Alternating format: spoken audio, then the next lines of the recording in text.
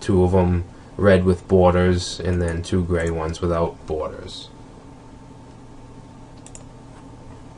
And I like to keep it there. I like to look at it while I'm writing the code.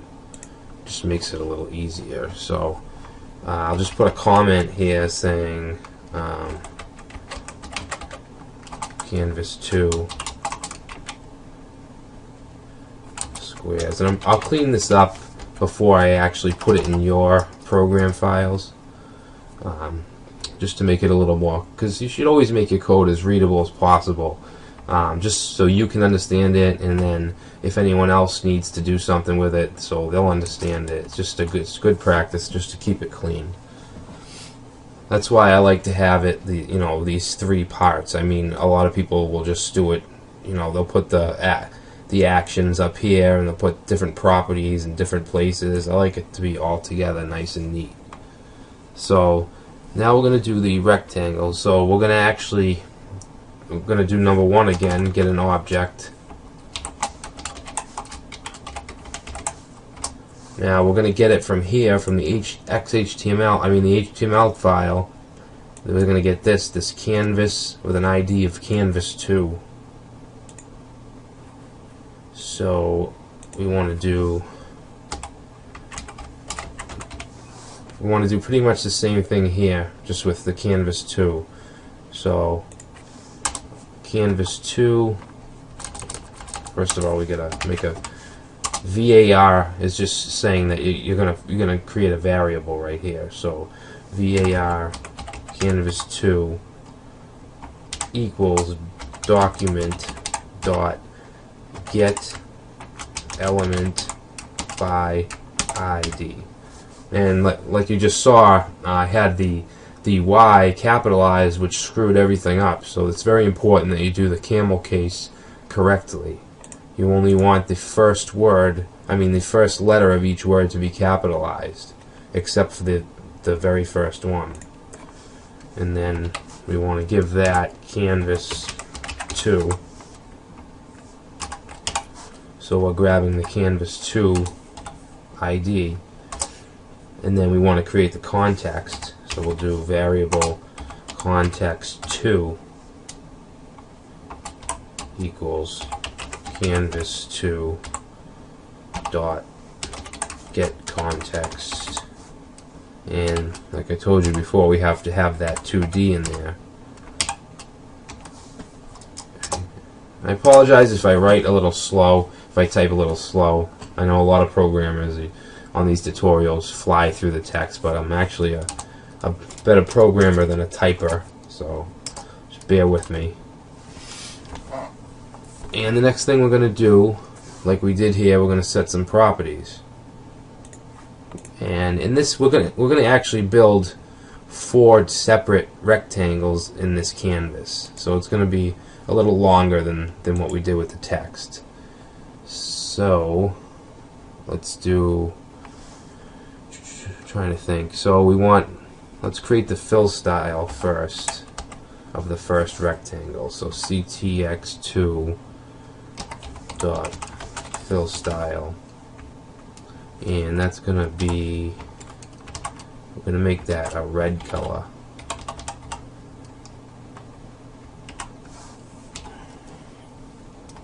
And we'll do the stroke style, which is the border. Whenever I say stroke, it's pretty much means either outline or border. So ctx2 dot stroke style equals black. Okay, whoops, forgot my quotes, double quotes. And what else do we want?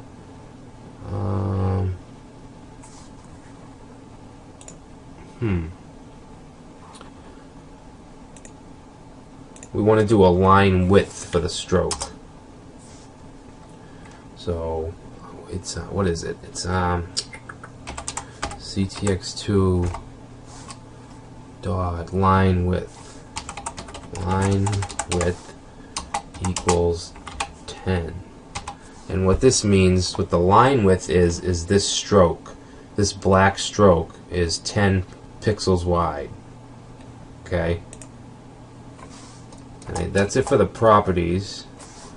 And that was to, create properties. Now we want to make the object, the rectangle. So 3, make rectangle. So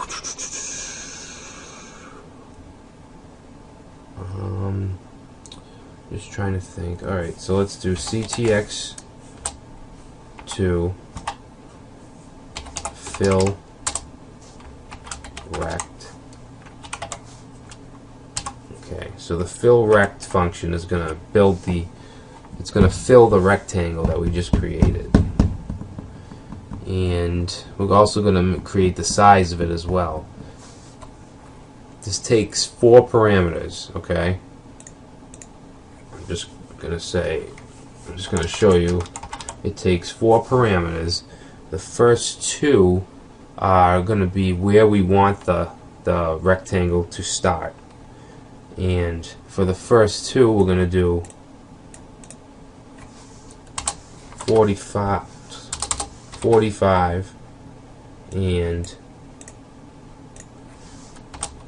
5. Okay, so what that means is that 45 means it's from here to here, and then 5 means here to here. And then for this is the size of the rectangle, the X and the Y. So we want our triangle is going to be even on all sides, and I believe it was 135. So we want 135 in both of these, placeholders. Okay, and we don't need that quote there. We just want to end it with a semicolon. Now let's save and reload, see what happens. Yep, so we have our red triangle. The red is coming from right here, the fill stroke. Now we did create a stroke style of black, but we didn't implement the stroke yet. We only implemented the rectangle. So that's what we're going to do next. We're going to do ctx2 dot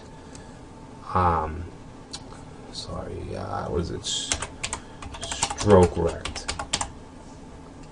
Okay, and we're going to put the same. We're actually going to put the same exact parameters in here because we want it to end up in the same place. Let's save that, see what happens. Alright, so you can see it added a stroke in the same place, and we put a line width of 10. You'll see if I change this to 5 and reload, it gets smaller. You could do, you can even do 115. You can do all kinds of things. Possibilities are endless. So, as long as you get these base values, these base strategies down, you'll be able to do some really cool stuff.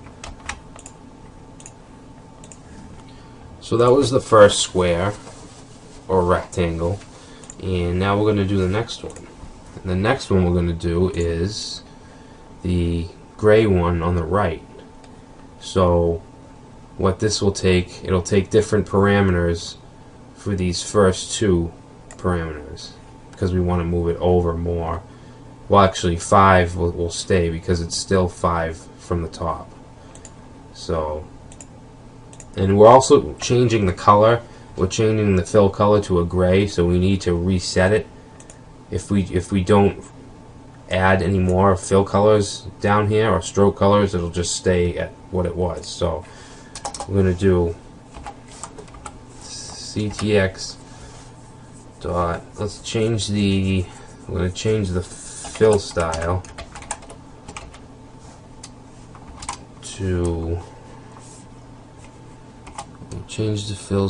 to a dark gray, which is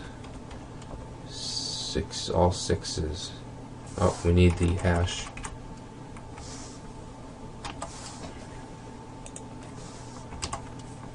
Okay, so we get a new fill style.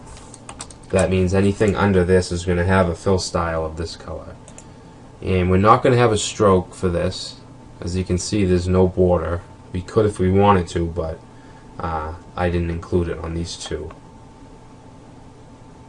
So next we're just going to go right to filling the rectangle. Oh, I forgot to put the 2 here. So we're going to do fill rect. And for these values, we're going to do 200. 200, and what that 200 is from the beginning of the canvas on the left all the way over. So we're going to do 200, and then we're going to do 0, and then we want to do the same 135 for both of these, for both the X and the Y. Let's save that, reload, and there's our square.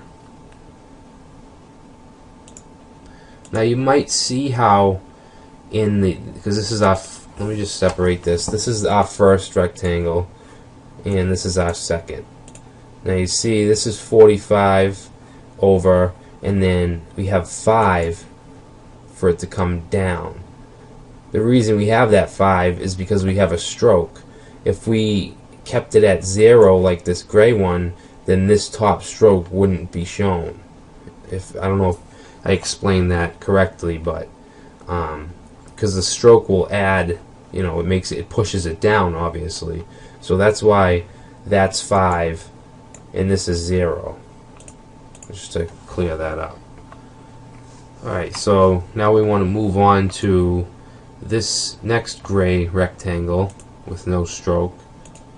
So once again we have to reset. We get to reset the fill style to, and we'll just copy from up here. I'm going to do the gray, I believe, again. We actually don't have to recreate it because it's actually the last fill style, but I'm just going to do it anyway. And now for this, we're going to do,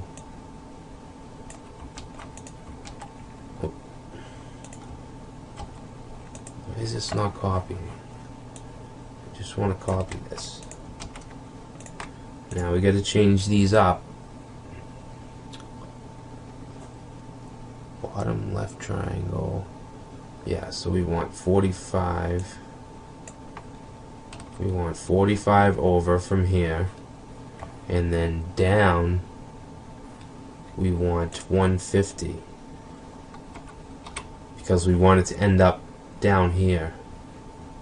And then the next, we're going to keep that because we want the rectangles, we want the squares to be all the same. So let's save that, reload, and now we have the gray square. So now again, we need to reset the styles, and I'm going to grab some from up here because we're doing another red with a black stroke. So I'm just going to take fill style, the stroke style, and the line width, and copy that. Put that right here. So now we can actually just take this, and if we keep the parameters like this and I save,